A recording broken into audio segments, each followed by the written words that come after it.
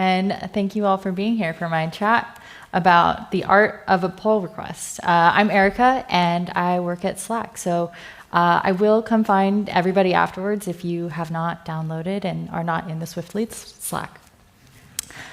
All right, so as I mentioned, I'm Erica, and if you couldn't tell already by my accent, I am not from here. So I came all the way from California, and specifically I am from the Bay Area. So coming here from San Francisco, you might think, wow, Erica, oh my goodness, what a long trip it took for you to get here. And you would be correct. It was quite a bit of a trip. And you know, when Adam and the team accepted my request, my proposal for this talk, they gave me a project. And that project entailed figuring out how I was going to get from California all the way over to Leeds. And you might be asking, why did I want to come here? Yes, it is far away, but I think as you all can gather, there's a big mobile community here and a lot of folks that are ready to talk about the iOS platform, the apps that we're building, the exciting things that we're really getting into the weeds about. So it's a really wonderful place to get to know people. You have a great experience with connecting with others, so you can really build your network, whether it's finding some open source pals, maybe some potential teammates, maybe just connecting with others to have some new friends. And really, there's just a lot of knowledge sharing. So why am I telling you this? Well, I want to set the context for why I wanted to come here and tell you a little bit about what you might expect from why we make these long journeys or make these proposals for a project. So we're going a long way. And if you can think about what the journey is going to look like, well, we're going from San Francisco. We're going to make our way all the way to SwiftLeeds and the Leeds Playhouse where we are here today. And I'm kind of walk you through my process. And yes, while I keep reiterating it's a long distance, what I really want to impose upon you is my process. And I am nothing if not detail-oriented. So let's talk about that. So we start all the way in San Francisco, and we're going to do our first jump, which is going to be a plane where we hop over, I guess, the supposed pond from one country to another, and we make our way into the UK. And once we get into the UK, we have a lot of options. So as part of my project, I had to kind of distill upon what I wanted to do once I got here. Like most projects, you're going to have a lot of options for what that looks like. And there's lots of modes of transportation. There's lots of ways to get into different methods of getting here. You can use trains, planes, taxis, and kind of lots of other things in between. So now that I've decided my path, I'm ready to show everybody what my itinerary is going to look like. And as part of that, I'm going to show you my steps. So we're going to start from home, the first step. Go to SFO. We're going to take a taxi. And then we go from SFO to Heathrow. And now we're changing modes of transportation. As you can see as I'm walking you through these steps, this is probably maybe hey, I could do this too, right? You could assume that maybe when you get to London Heathrow and go to Paddington and I take my first train, all of these steps I'm writing out in the case that someone wants to take my itinerary into the future and try it themselves. So once we get from Paddington, then we're going to go to King's Cross, another train, and then we have one more train that goes from King's Cross to Leeds City Centre, and then we do some walking. We go from the Leeds City Centre into the Leeds Playhouse, and then we've made it. So everybody following along can probably take the manual activity if you ever wanted to manually test what I'm doing here for my project, give you my itinerary, and you can take these steps too. And I know some people can kind of be visual learners, so they kind of want to see where I started. Before I got here, I took some pictures. I got to a kiosk, trying to understand where I'm going. And afterwards, you can kind of see, I also wanted to show you where I'm going in terms of the train, what it looks like, set the stage. I land inside of a seat. I probably have a number on my seat, make sure I get there. And these are ways that a lot of people can imagine when you are maybe proposing a UI change or maybe some animation. You want to be able to visually see what's going on. So much like that, if I give someone my itinerary, I want them to be able to do the same thing. And you can think of this also like a record. So imagine that maybe in 6 months, 9 months, maybe even a year, this isn't out of date yet, and someone's going to refer back to the itinerary that I posted and maybe wants to see how it works. These kiosks might still be the same, the seats might still be the same, and you might still be able to have the same experience. You can kind of refer back to this as a record of change. And back to mentioning that I'm very detail-oriented, I want to tell you about the resources that I'm adding.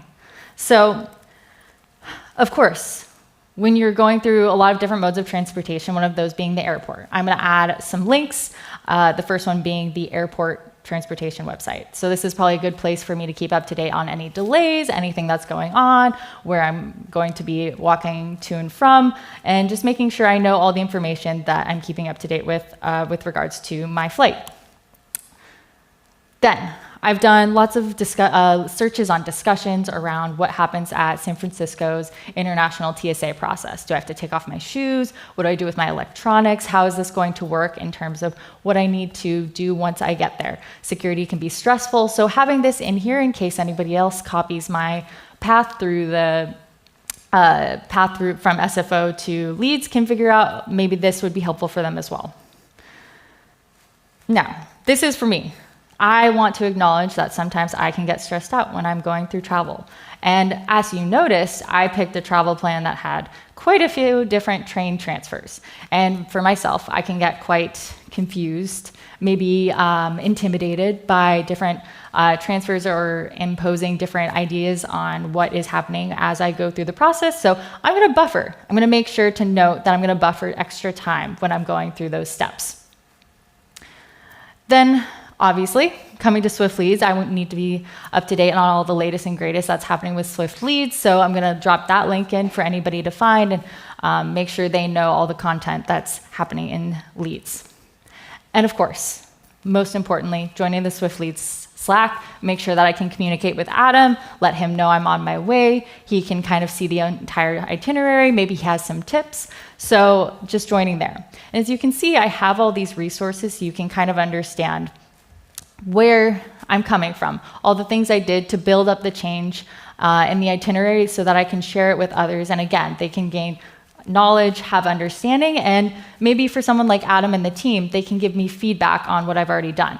Maybe they know that when I'm taking the LNER from the King's Cross station to Leeds City Centre, I should buy a snack before I get into the platform because there's no food shops inside of there, and that's not something I would know until I get to that station.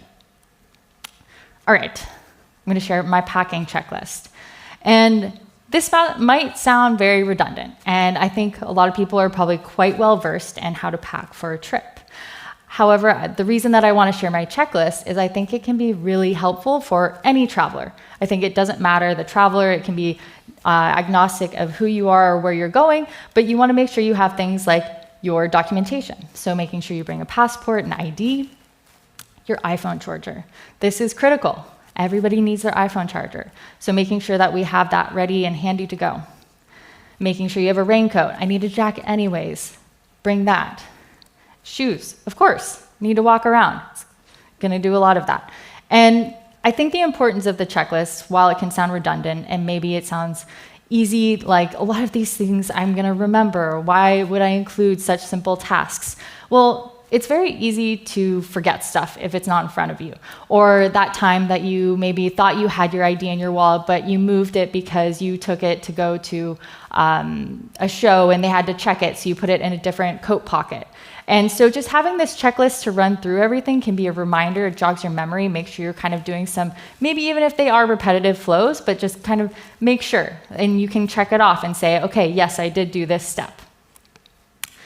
Then I'm going to add a little bit of like a best case scenario example of what I want out of my automated test. So anybody who's looking at my itinerary can kind of see what I'm trying to get out of my travel plans. So assuming when I leave from SFO, given that I leave from SFO, when I follow my route, I should then end up in Leeds Playhouse.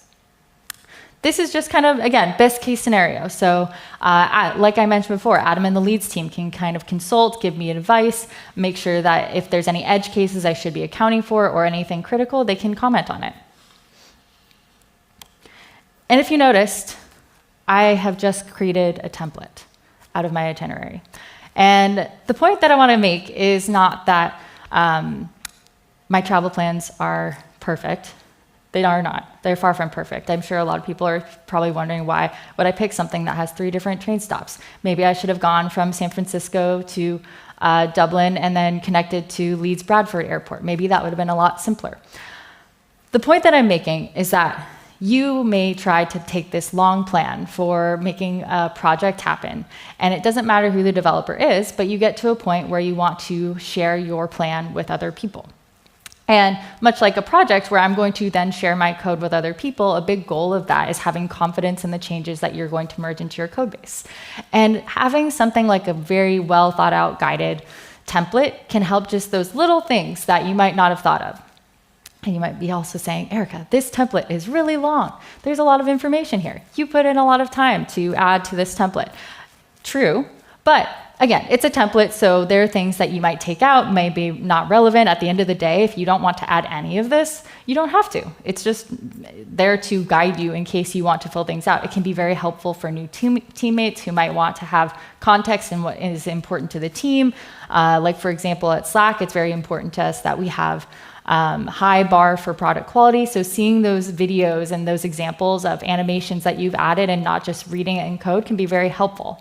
And at the end of the day, the other thing we want to do is not just make it great for the person who is writing the code and pushing up the pull request, but also for the person reviewing your pull request. What can we do to help add context? We don't need to spell out the entire change for them because they should be able to have some context, but giving them a little bit more support in terms of what they can expect, and maybe if they do download your build or they want to understand something more, they can look at your visuals or try your manual steps, get a little bit more from your automated tests. So if anybody does want my travel plan to come back to the US, let me know. We can make that happen, or my template. Very happy to share my travel plans. Yeah, but that is the art of the pull request template. I highly recommend trying out making your own for your teammates and kind of having some consensus and iterating. But that is what I have for you today. Thank you so much for coming to my lightning talk.